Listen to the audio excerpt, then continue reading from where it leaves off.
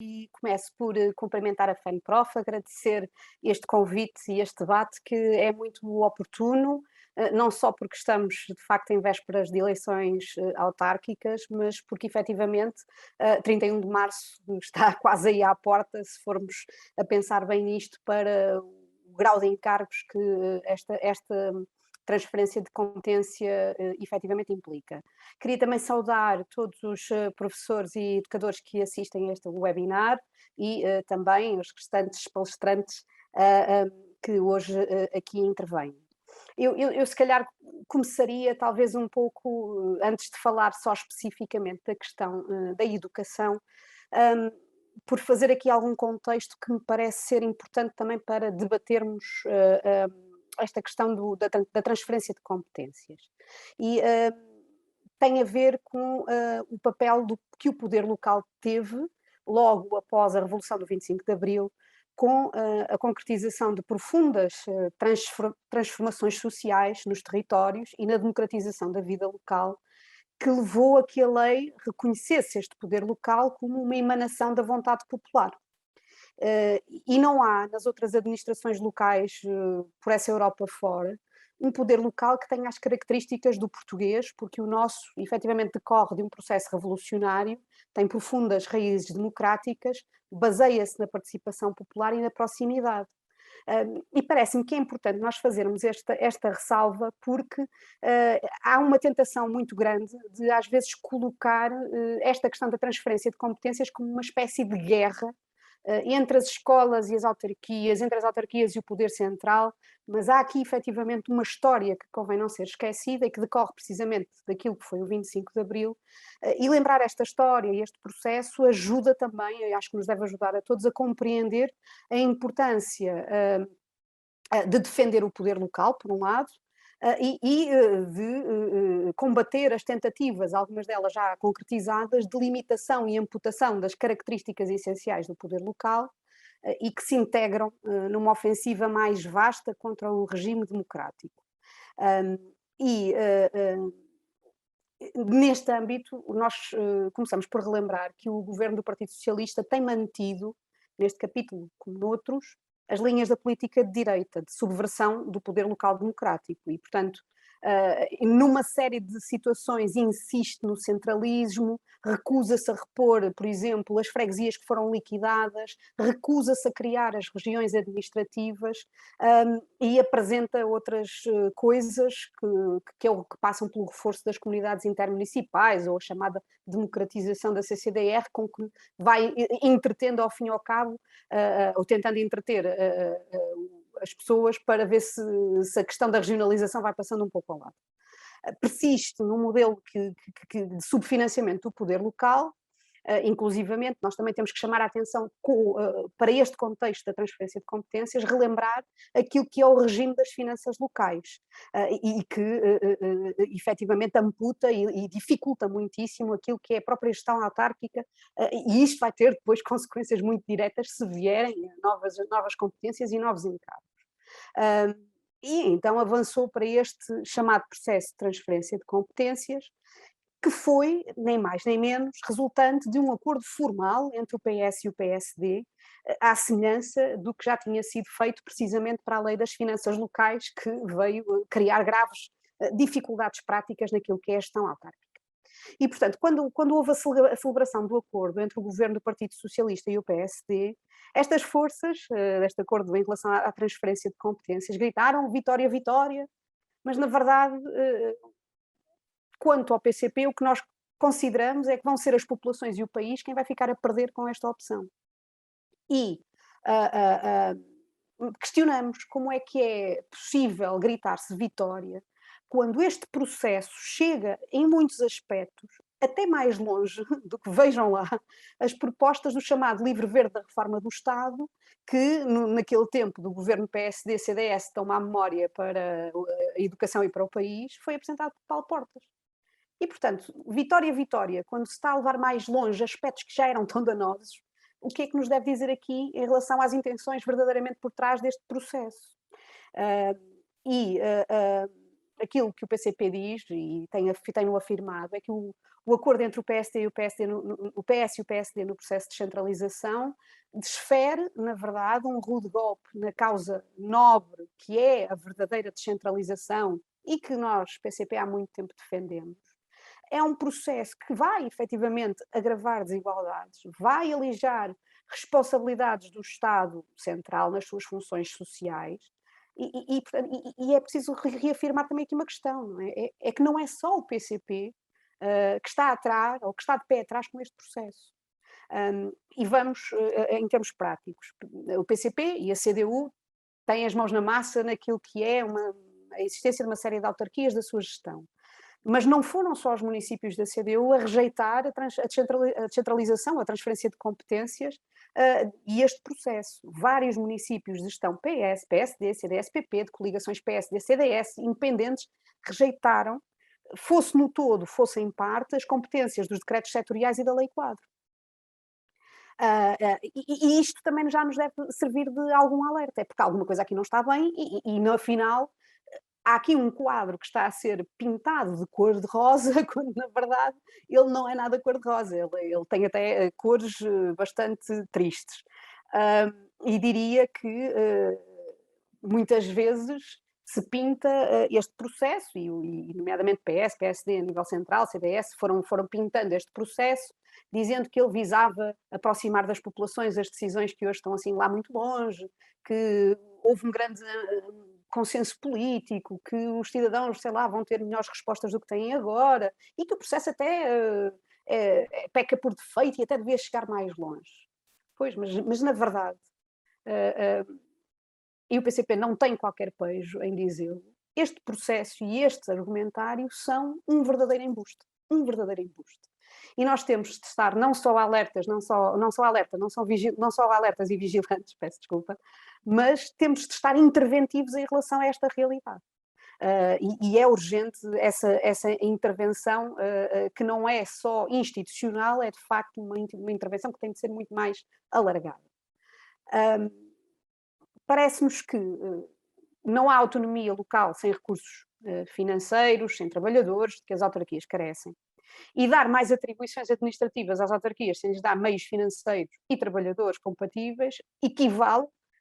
neste mesmo processo que supostamente se diz que é uma descentralização, estamos a negar a descentralização e a gerar um brutal desequilíbrio entre realidades territoriais.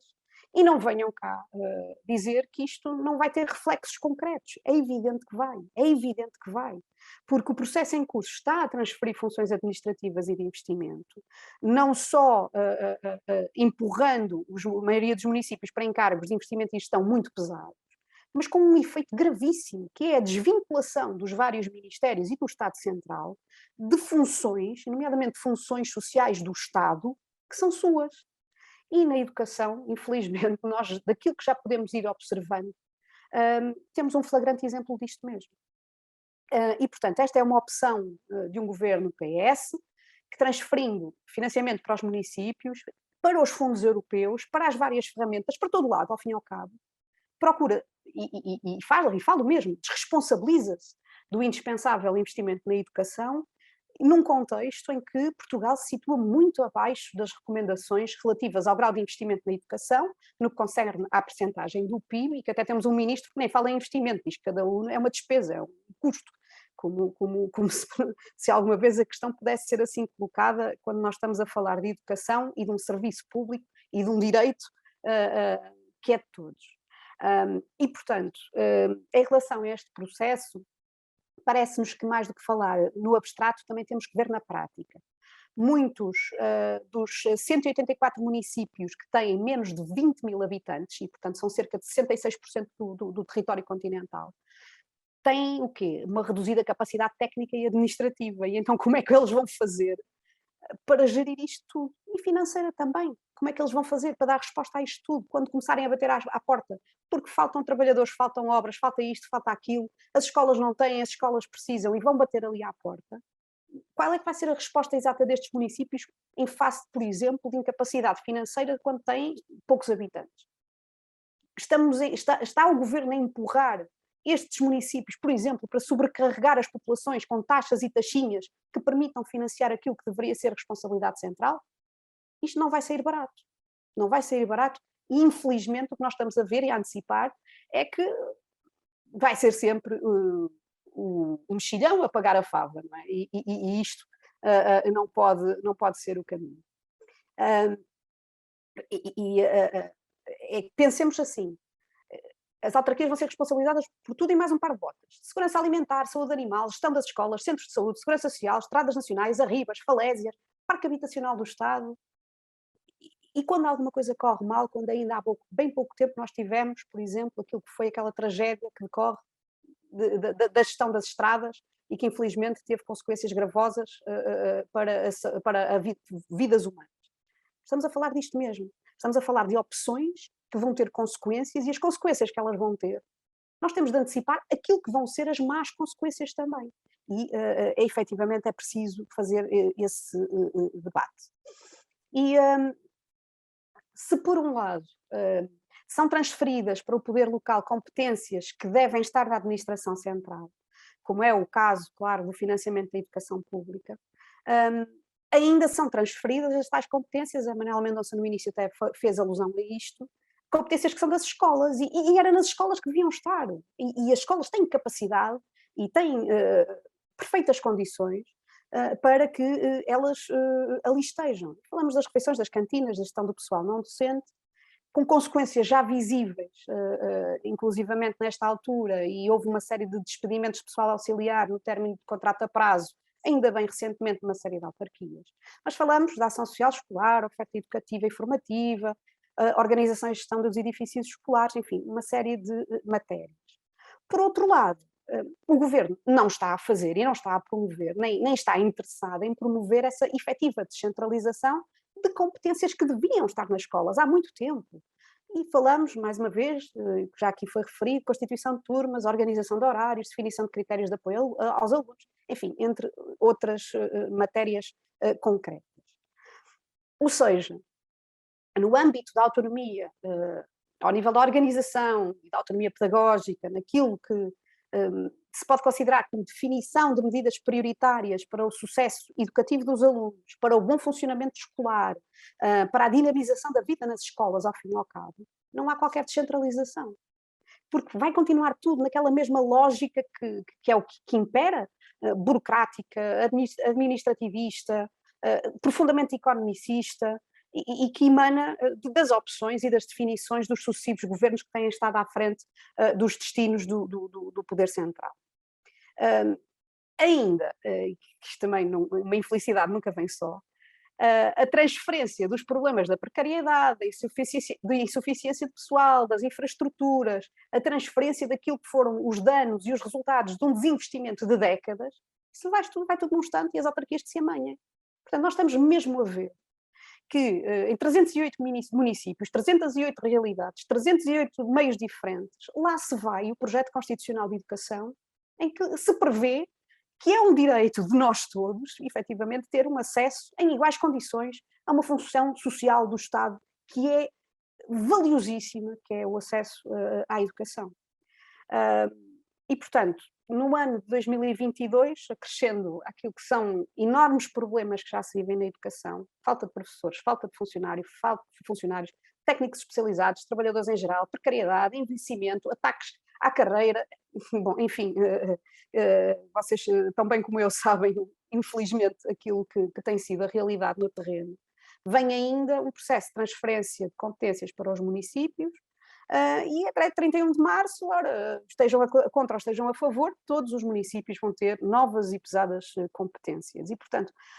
a forma como tudo isto decorreu, a forma como todo este processo foi construído, o facto de ter nascido de um acordo PS-PSD e não se ouviu mais ninguém, efetivamente de uma forma alargada, isto tudo, na verdade, revela como este processo nasceu torto e, portanto, tarde ou nunca se vai endireitar. Se desde a aprovação da lei mais de metade dos municípios, cerca de 2/3 até, não aceitaram aderir a este processo e estão agora confrontados com uma obrigação, a verdade também é que não é tarde para lutar para que este processo seja travado e para que exista uma opção por um modelo verdadeiramente descentralizador. E isto não há maneira, é trigo limpo, farinha a amparo. Nós sabemos que, por muito boa vontade que aritmeticamente alguns partidos possam ter na Assembleia da República, como é o nosso caso, e provavelmente as 3 forças políticas que aqui hoje estão representadas,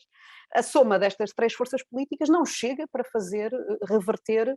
o processo que está em curso. E, portanto, a única forma que há de nós conseguirmos ter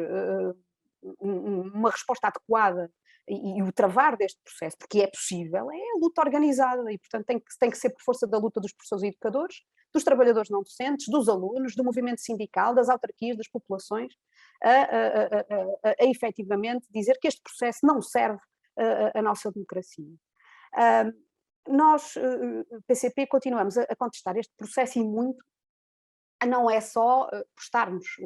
como é evidente, e bem, fazer esta reflexão sobre aquilo que é o papel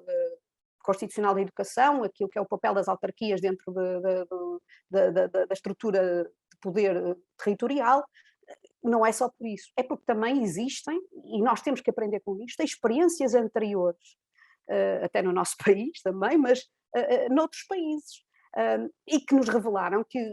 as experiências de descentralização de competências com características muito similares a estas que agora estão a ser iniciadas, foram desastrosas, levadas ao limite, como foi no caso, por exemplo, dos Estados Unidos ou do Chile, geraram sistemas profundamente injustos, desiguais, em que os privados entraram e rebentaram com tudo e se geraram comunidades completamente diferenciadas pelo facto de virarem uma vive numa rua, outra vive na rua ao lado, pelo nível de impostos se decidiu que a escola era melhor ou que a escola era pior. E nós não estamos livres que num futuro, pode não ser assim já imediato, mas a levar isto até ao fim, não estamos livres que este risco também não se abata sobre o nosso país. Mas há experiências também na Europa, nomeadamente na Suécia, que nos devem fazer refletir. Na Suécia, quando se partiu para o processo de descentralização, principalmente nos anos 90, o resultado foi rapidamente conhecido, os alunos e as medições das avaliações externas, incluindo até o PISA, os resultados dos alunos baixaram brutalmente, as diferenças entre os melhores e os piores alunos acentuaram muitíssimo, e para vermos no ano 2000, nomeadamente, nenhum país entre aqueles que participaram no PISA revelou um declínio tão acentuado como a Suécia em termos relativos ou absolutos. E, portanto, é bom que tenhamos estes dados também para refletir. Assim, o que é que o PCP diz? É que a concretizar-se este processo, os efeitos vão ser muito nefastos na escola pública e há um efetivo risco que várias das suas respostas comecem a ter um pezinho do privado a entrar por ali fora. Nós consideramos que o franquear das portas a interesses privados, que já hoje, de certa maneira, já vão entrando nas escolas por via da ocupação de tempos livres enfim, de outras questões, é um dos enormes riscos do processo que estamos a atravessar de transferência de competências, e relembramos mais uma vez, o caso da Suécia, por exemplo, foi um saltinho, o processo de centralização de competências foi um saltinho para a opção por um sistema de cheque-ensino e de equiparação completa entre aquilo que é o público e o privado, e nós sabemos que normalmente quem sai prejudicado desta batalha é o ensino público e não outro. Assim, estamos a viver um momento muito preocupante na educação, a luta há de ter que ser o caminho. Nós defendemos todos, com certeza, que queremos uma escola pública capaz, queremos uma escola pública que faça a diferença e que integre todos, efetivamente, ou inclua todos, e, portanto, a luta terá aqui um papel importantíssimo para que isso seja uma realidade, com, evidentemente, a disponibilidade do PCP para a ação institucional na Assembleia da República, nas autarquias, tem desenvolvido, vai continuar a desenvolver, mas também na rua, ao lado dos professores. A alternativa positiva, para terminar, a este processo, portanto, a alternativa positiva é aquilo que dá um mote a este webinar, passa, quanto a nós, por descentralizar áreas que efetivamente faz sentido que a administração central descentralize não só para os municípios, mas mesmo para as escolas, já há pouco falámos de exemplos, passa por avaliar, uma coisa que também ainda não foi feita, aquilo que já aconteceu até este momento, passa por auscultar, e não é naquela base a que infelizmente temos vindo a ser habituados, nomeadamente por este Ministério da Educação, que a auscultação é entre a 100 e sai a 200, é preciso efetivamente auscultar todos os intervenientes e a comunidade. Aquilo que o PCP também propõe, muito genericamente, tem uma amplitude que não é apenas e só no âmbito da educação, portanto, nós insistimos, a criação das regiões administrativas é um imperativo para modernizar um Estado que nós queremos profundamente democrático, e nós temos, o PCP, apresentado sistematicamente esta proposta na Assembleia da República. É urgente a gestão democrática das escolas, e esta é uma questão que está profundamente ligada com a transferência de competências, porque é evidente que este desarticular dos vários corpos que trabalham nas escolas, ficando cada um para cada lado, havendo a gestão de uns aqui, a gestão dos outros ali, é um entrave claro àquilo que é a recuperação de um regime de gestão democrática das escolas, tentando, de certa maneira, quase até hierarquizar trabalhadores, gerando um clima de conflitualidade que inevitavelmente vai acontecer, e já acontece em alguns agrupamentos em que, por exemplo, parte está entregue já à gestão autárquica e a outra parte não está. Um exemplo muito claro, eu lembro de umas escolas em Vila Nova de Gaia em que houve uma convocatória de uma greve por parte do pessoal não docente, e em que a Câmara Municipal veio dizer não, os trabalhadores que são da Câmara não estão sujeitos a este pré-aviso de greve, porque só se pode destinar aos trabalhadores do Ministério da Educação. E, portanto, está-se a cravar ali mais uma forma, mais uma maneira, mais uma ferramenta de divisionismo entre os trabalhadores, que é para quebrar aquilo que é a sua capacidade de unidade de intervenção, que é isso que também faz transformar a escola. É preciso a autonomia efetiva nas escolas, com meios, com financiamento, com trabalhadores. É preciso o aumento do financiamento da educação e é preciso, sobretudo, e com isto termino, um governo, e seja, porque os partidos não são diferentes na administração central ou na administração local. E, portanto, o que é preciso é uma opção política, uma alternativa política, que estabeleça como prioridade para a educação a defesa do projeto constitucional, da educação pública, universal, gratuita, de qualidade para todos, promovendo a igualdade. É isto que nós consideramos que é urgente, é prioritário, e tudo faremos com certeza para que seja uma realidade.